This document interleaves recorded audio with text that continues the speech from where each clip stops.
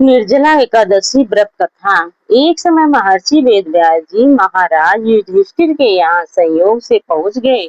महाराज युधिष्ठिर ने उनका समुचित आदर किया। अर्घ्य और पाद देकर सुंदर आसन पर बैठाकर षोडशोपचार पूर्वक उनकी पूजा की। जब महर्षि सब प्रकार से निश्चिंत होकर बैठ गए, तब भीमसेन ने हाथ जोड़कर उनसे कहा, भगवान, मैं बड़ी आपत्ति में पड़ा हुआ हूँ।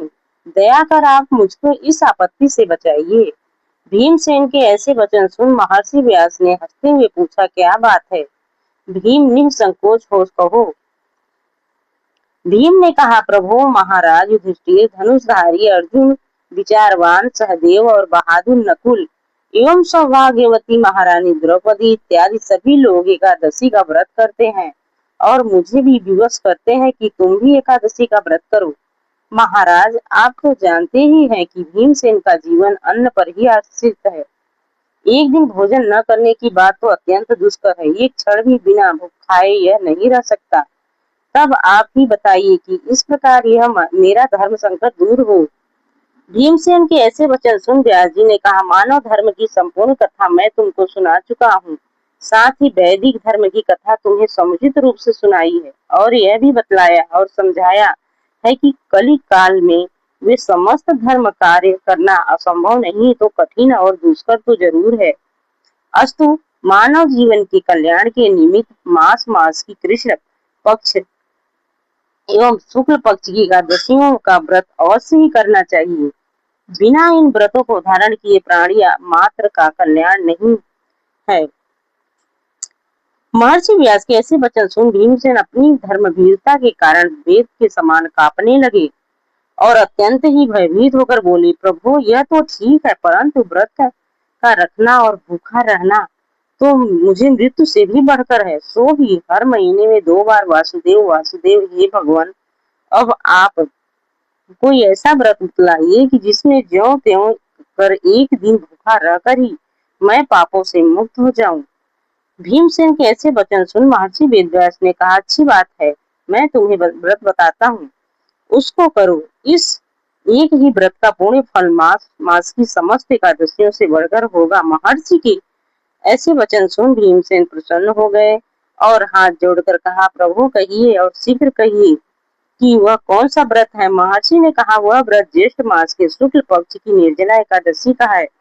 तुम श्रद्धा भक्ति सहित दशमी को सोते समय भगवान को प्रणाम कर उनकी मानसिक पूजा करो और हाथ जोड़कर अपने मन में इस प्रकार संकल्प करो कि प्रभु, कल मैं ज्येष्ठ मास के शुक्ल पक्ष की निर्जला एकादशी व्रत करूंगा।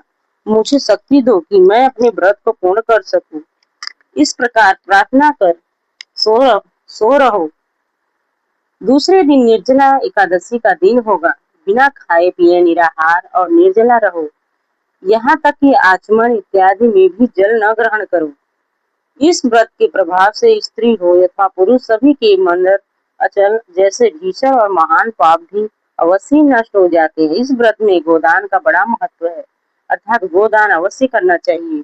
यदि कोई गोदान देने की सामर्थ्य न रखता हो तो उसे तांबा, पीतल या मिट्टी का पानी भरा हुआ घड़ा, उसमें थोड़ा सा सोना छोड़ और उसे नवीन वस्त्रों में लपेट कर ब्राह्मण को श्रद्धा और भक्ति पूर्वक दान करना चाहिए।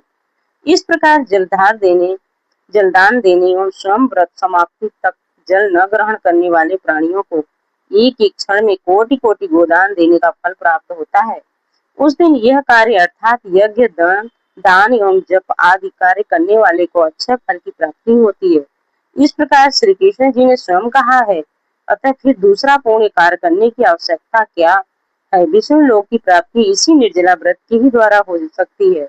इस दिन फलाहार करना चाहिए। अन्न खाने वाले की अनेकों प्रकार की दुर्दशा होती है और वे चांडाल स्वरूप समझे जाते हैं। इस व्रत के प्रभाव से चोर, गुरुदेशी एवं हर प्रकार के पापियों का उद्धार हो जाता है।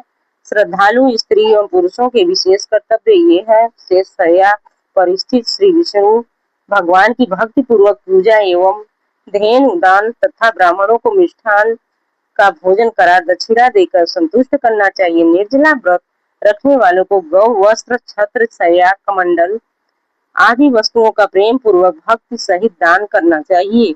उपान दान करने से स्वर्ग गमन के हेतु स्वर्ण भूषित रथ प्राप्त होता है। और जो इसको भक्ति पूर्वक श्रवण करके तथा कीर्तन इत्यादि करके रात्रि जागरण करते हैं, वे मनुष्य बिना विघ्न स्वर्ग प्राप्त करते हैं।